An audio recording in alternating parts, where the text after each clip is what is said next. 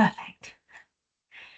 Hello, everybody. My name is Natasha. I'm the Kaizen Promotion Office Lead, and I'll be doing the intros and the Q&As at the end.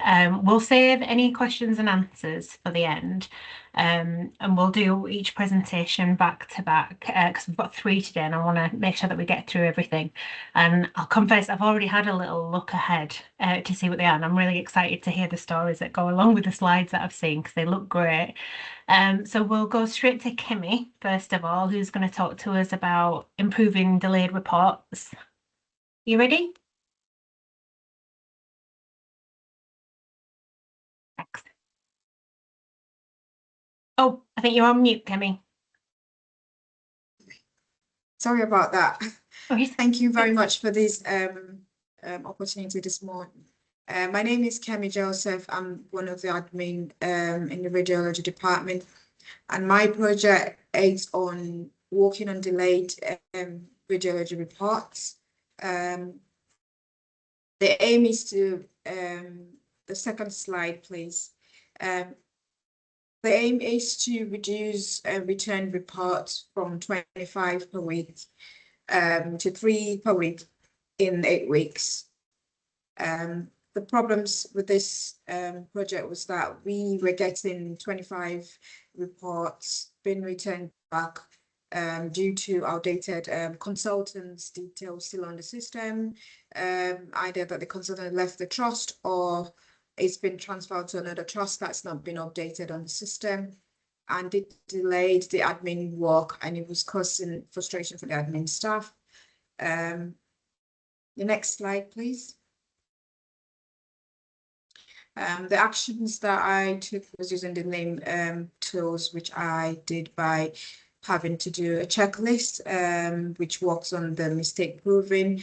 The checklist was to help for the other admin staff to check on the ensuring that the reports are going to the right consultants and see system if the consultant is still with the trust or they've left the trust, and see how they can send that electronically, and if not, send it by post to the right hospital. And then I use a spaghetti diagram which helps with the visualizing communication and the error points that was drawn from this. If you go to the next slide, please. So the reports that was gathered was from 1st of June and until the last day of August in 2025.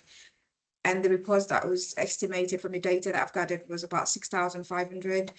And the report returned errors were about 325 reports, which were gathered from the 25 per week reports. If you go to the next slide, please.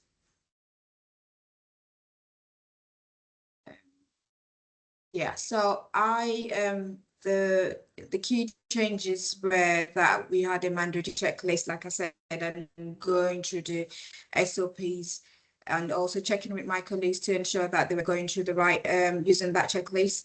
And then if there's any errors, they can escalate it to the right ASPCs or pieces that are in charge of the admin. And yeah, and then sorry about that.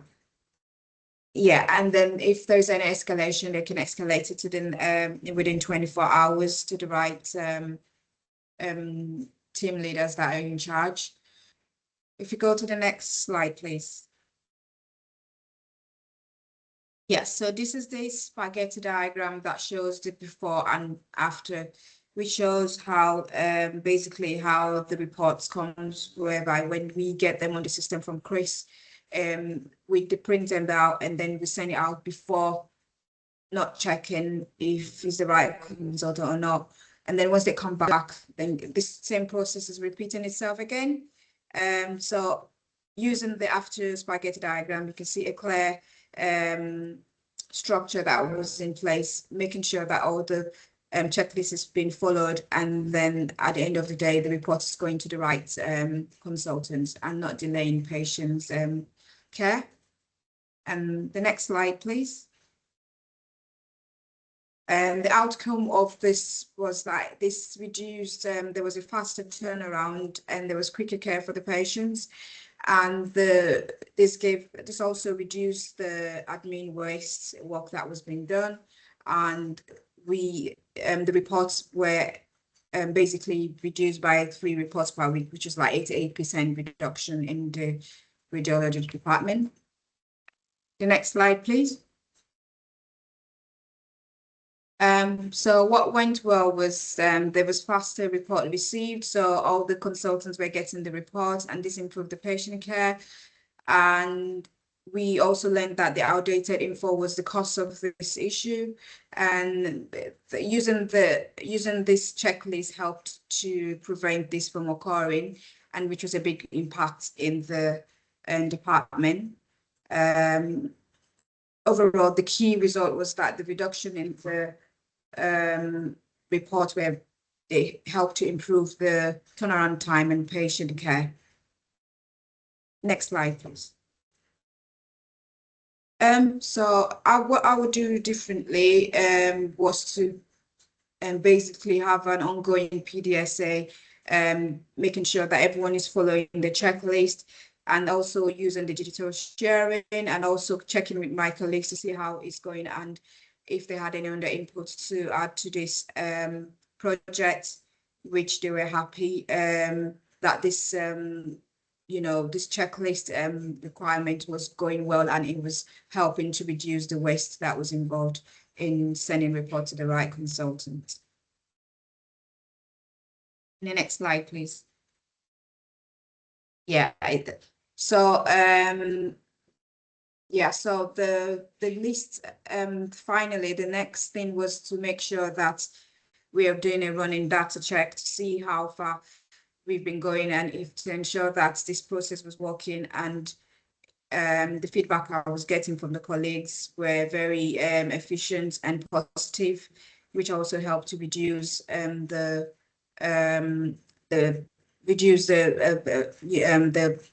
challenges that we're having in the department. And the next slide, please. Yeah, and that was it. Thank you very much. That was brilliant, Kerry. Thanks. I did say I was going to leave questions and comments for the end, but I've got one that I'm just going to pop in the chat now because I've got it ready to go. We have a guide for generating SPC charts. I'm going to pop it in the chat for you in case that's helpful, and a bit of I suppose a reach out to say, I know for all of you, I guess this is, even though this is the end of your project, we're still here for any help or support that you need. Post that, and if you do need any help with that SPC chart and generating your own charts, feel free to reach out to us. The coaches are still there. Oh, we've got a hand up though. Let's see who's got their hand up. Sorry, my computer's going incredibly slow. I can see Wilson, but I can't see your first name. But go ahead. Sorry, I was going to clap. And I've got my hand up. Sorry about that. That's all right. It's good to know. Okay, we'll go over to Yvonne then, and Yvonne's going to talk to us about eOutcomes in the women's service.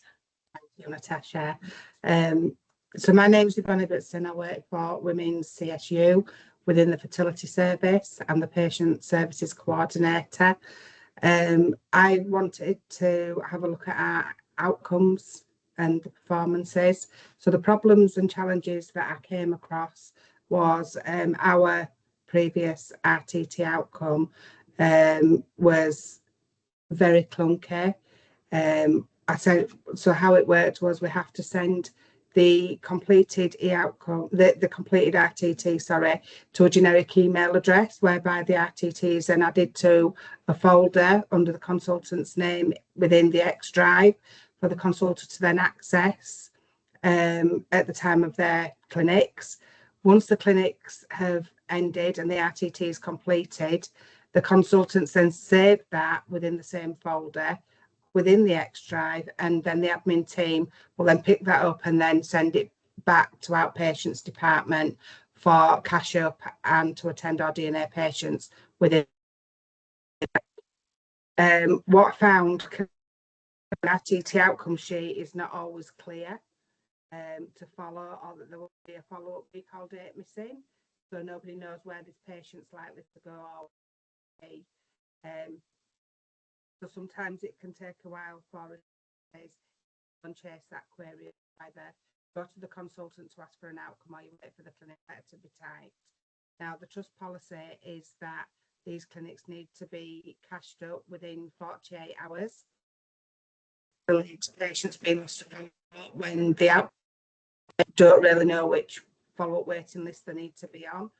The other issues that we've come across are that the current RTT outcome sheet isn't always ready on time and emailed to us for the clinicians to be able to do any prep for their clinics, or that we're having to complete and transpose patients' identifiable information ourselves, which is time consuming, and due to the nature of our service with infertility, we see patients as couples.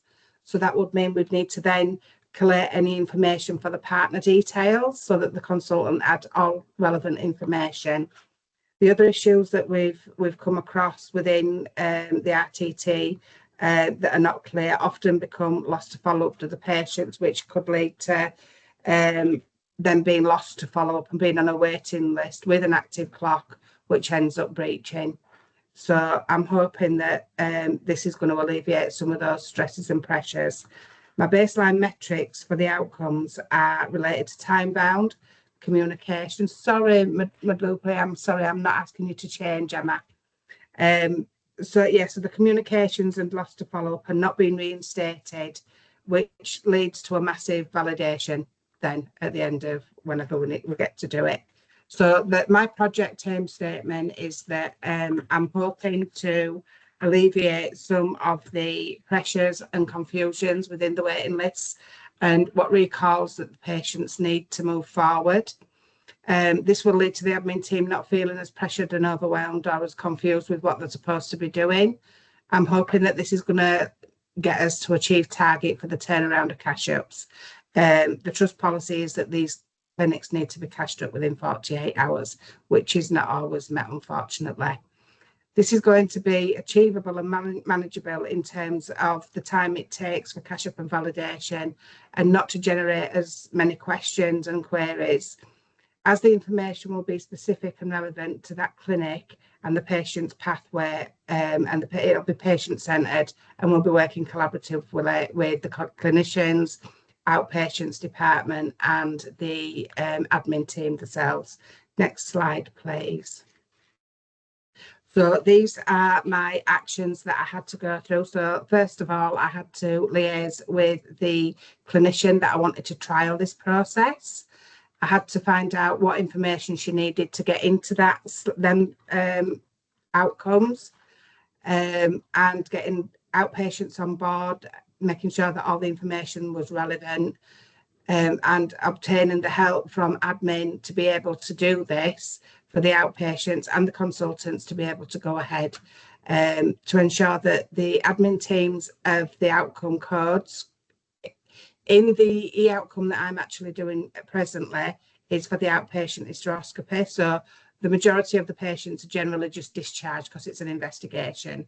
But within the eOutcomes, we can now put the procedure code. So if it's a diagnostic hysteroscopy, we can put in the Q18.9. So that's helping with the coding in outpatients. Next slide, please. So my outcome, it took me a couple of attempts to get this right and to get this how the clinician wanted it. It was to-ing and fro-ing. There were things that I'd added that weren't really relevant. There were things that I'd missed off that we did actually need to put in there.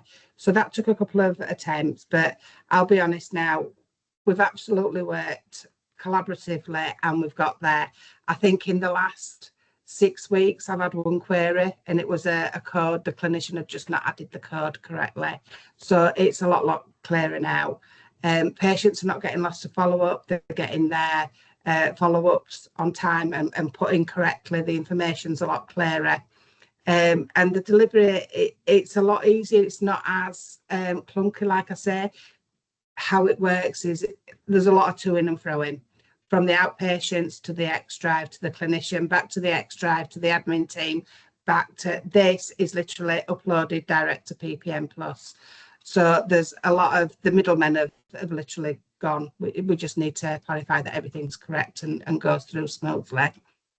So what I found is per clinic, this is saving the admin team about 15 minutes from having to cross-reference everything, that it's been completed correctly, that there's the waiting list on there, that there's the outcome and the follow-up waiting list that they need.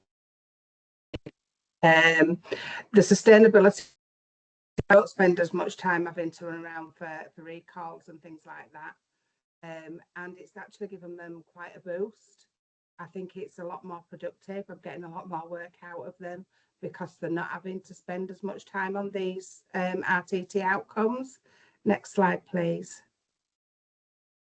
So what went well? I had a few meetings with the consultants and Sally and the project team, and we're all very keen for me to roll this out and this process across the whole of women's CSU. Fertility included. Cash ups improved dramatically. So when we go to access every week, we're not getting the big numbers anymore, which is fantastic. So we've reduced queries. The RTT pathways are managed more appropriately, and the numbers of patients that are not being relisted to the appropriate waiting list have reduced significantly. Next slide, please. What I'd do differently is I would probably expand my area of the current RTTs. Like I say, I only did the outpatient hysteroscopy. I think I would have probably included something like the gynae POI clinic to go along with that, which is probably my next steps, to be fair. It was difficult, but the majority of patients are discharged on this waiting list for diagnostic investigations. So I think moving forward, I've still got a lot to learn, but I'm looking forward to my next steps, which is rolling it out to the whole of women's CSU. Thank you for listening. Phenomenal. I love that. And start small, then scale it up with all the learning. So I've no doubt you'll scale it across women's shortly. We'll move straight on to Victoria from Research and Innovation. Hello. Hi, so I'm Victoria Drew. I'm the Senior Clinical Educator for R&I, and my project was improving our compliance in care certificate training for our Band 3s and Band 4s. So if you go to the next slide. So we weren't appearing on any of the care certificate reports that were sent out by the Care Academy. This turned out to be because all of our admin staff, or all of our 3s and 4s, were classed as admin and clerical, so they don't pull through on, because care certificate is a clinical competency. However, our 3s and 4s can be clinical. Some are purely admin, but some can be clinical. It's been an evolving role over the past 10 years. Therefore, they do need to do the care certificate. It links with the Trust 7Cs in we're not utilising the skills of our staff, and we can be better. It's going to create a more flexible workforce. It's more efficient for patient visits because we've got more people who can do the jobs. It's also helping retain staff retention, because they can grow in their role. Okay, so next slide. So I used the mistake proofing standard work tool. So I met with the staff from the Care Academy who went through who needed to do the care certificate and how they captured that compliance, because I needed to understand how they were pulling the reports. I then met with mandatory training to work out the steps of them adding it to people's position numbers. I then wrote an SBAR and FAQs for the managers of R&I to say who needed to do it, why they needed to do it, what we were going to do to fix these problems, and why it was really important, because at the time we were due another CQC inspection beginning in last year, and so it's really important that it was done. So I got a list of all the staff from workforce and then sent that out to the relevant teams. I sorted it, sent it out to the team leaders for them to complete who was clinical or not clinical, which took longer than it should have. And then I could go back to workforce and get it added. So next slide. So yeah, we added them to the position numbers for those that needed to. So then it appears on their ESR. When we looked at the data, it was quite low to begin with. It was only 79%. So we pulled the lists of non-compliant staff, interrogated it all, and it turned out it was all shared position numbers. Some were admin, didn't need to do it. Some were clinical, did need to do it. So, which opened a whole other work stream of trying to sort that out. It's also highlighted that they still weren't being pulled through on a care certificate report because they were still classed as admin and clerical, which still doesn't pull through. So we've done some more work since then, cleaned all the data, and it's much better. And if we go to the next slide, I think that should be the data. There we go. So we started at 79, did data cleaning, kept revisiting it with new starters, got it up to 93%. In October, it drops because we started the large organisational change of moving all the relevant 3s and 4s onto additional clinical services, position numbers, away from A and C to separate the staff. So as we moved people onto new position numbers, it highlighted some staff who were clinical and still hadn't registered. That should now have come back up. So the next time they pull the report, that should be high because I've done a load of work contacting the individual staff. So next slide. So what went well was the engagement I got from the Care Academy and mandatory training and workforce was really, really helpful in working out the process that needed to go through so we knew what we needed to do. The engagement of our band 3s and 4s was amazing. Most of them wanted to grow in their roles. It also meant that we were in line with the rest of Yorkshire and Humber of the skill set of this particular workforce because we were losing them to other institutions because they could grow in their roles. We have rejigged all the job descriptions because we realised they were out of sync with what we were asking them to do. And it also means everyone's on a more appropriate DBS because they're on different position numbers as well. So next slide. Oh, no, we're missing a slide. I was going to say, what would I do differently? Should be the last slide. It's not there. Never mind. What I could have done better is go to the team leaders sooner. Waiting for them to give me the information took too long. I found if I went and sat next to them at their desk, we could fill it out together and I got the information a lot faster. Should have done that sooner. The future work was identifying that we needed this organisational change. So the job descriptions were rewritten and we have moved across about 72 members of staff have moved from an A&C to an additional clinical services role, I think, to make sure it's all in line. So that finished at the end of last year. And I led on that. And one of the key learning points was realising that our job descriptions didn't align with the duties we were asking our staff to do. And so we fixed it. So they do align now. And that's that. Thank you.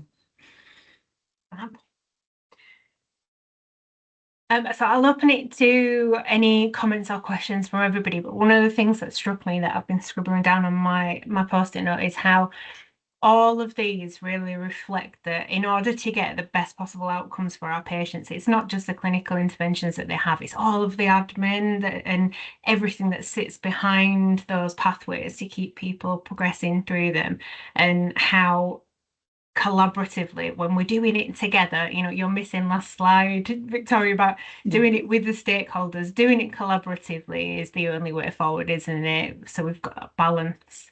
So it was lovely to see all the hard work and all of the effort that goes into those admin processes that sit behind it, getting that investment into improving those. I'm going to open it up to any questions or comments from anybody else. See if I can see any hands up.